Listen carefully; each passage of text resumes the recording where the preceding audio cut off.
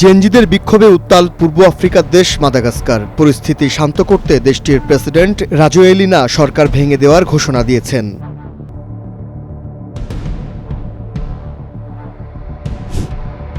Peru Gen Z বিক্ষোভে উত্তাল। কয়েকদিন ধরে চলা বিক্ষোভ দ্রুত ব্যাপক জনবিস্ফোরণের দিকে এগোচ্ছে। পরিস্থিতির প্রকৃতি বুঝে পতনের চাপে রয়েছেন রাষ্ট্রপতি দিনা বলুয়ার্তে। ইসরায়েলের প্রধানমন্ত্রী বেনিয়ামিন নেতানিয়াহু কাতারের কাছে ক্ষমা চাওয়ার পর এই প্রতিবেদনটি প্রকাশ করা হয়েছে। যদিও ইসরায়েল কখন এই ইচ্ছা প্রকাশ করেছে তা স্পষ্ট নয়।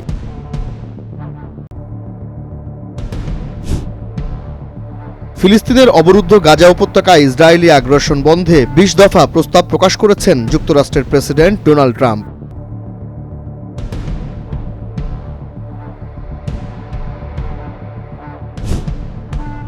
কলম্বিয়া প্রথমবারের মতো রাইফেল উৎপাদন করেছে। এই অস্ত্র তৈরির লক্ষ্যে কলম্বিয়ার সাবেক সামরিক মিত্র ইসরায়েলের সরবরাহ করা অস্ত্রের প্রতিস্থাপন করা, যা সেনাবাহিনীতে ব্যবহার করা হবে। যুক্তরাষ্ট্রের ভাইস প্রেসিডেন্ট জেডি ভ্যান্স বলেছেন, রুশ বাহিনীর বিরুদ্ধে দেশ রক্ষার জন্য ইউক্রেনের দূরপাল্লার টমাহক ক্ষেপণাস্ত্রের অনুরোধটি হোয়াইট হাউসে বিবেচনা করছে।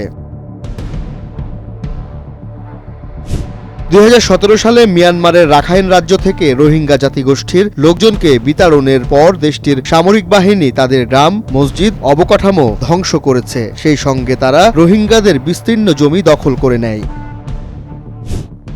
এবার গ্রীষ্মে রেকর্ড গরমের পর ব্রিটেনে প্রথমবারের মতো ধান চাষ শুরু হয়েছে। কেমব্রিজশায়ার অঞ্চলের এলির এলাকার উত্তরে কয়েক মাইল দূরে ব্রিটেনের ইতিহাসে প্রথমবারের মতো ধানের আবাদ করা হয়েছে। উত্তর কোরিয়া এটিকে সার্বভৌমত্ব এবং অস্তিত্বের অধিকার ছেড়ে দেওয়ার দাবি করার সমতুল্য বলে বর্ণনা করেছেন উত্তর কোরিয়ার উপপররাষ্ট্রমন্ত্রী কিম সং গিয়ং। সোমবার জাতিসংঘের সাধারণ পরিষদের অধিবেশনে তিনি একথা বলেছেন। সন্ত্রাসী সত্তা ঘোষণার ফলে কানাডা সরকার বিষ্ণই গ্যাংয়ের সম্পত্তি বাজেয়াপ্ত ও ব্যাংক হিসাব জব্দ করতে পারবে।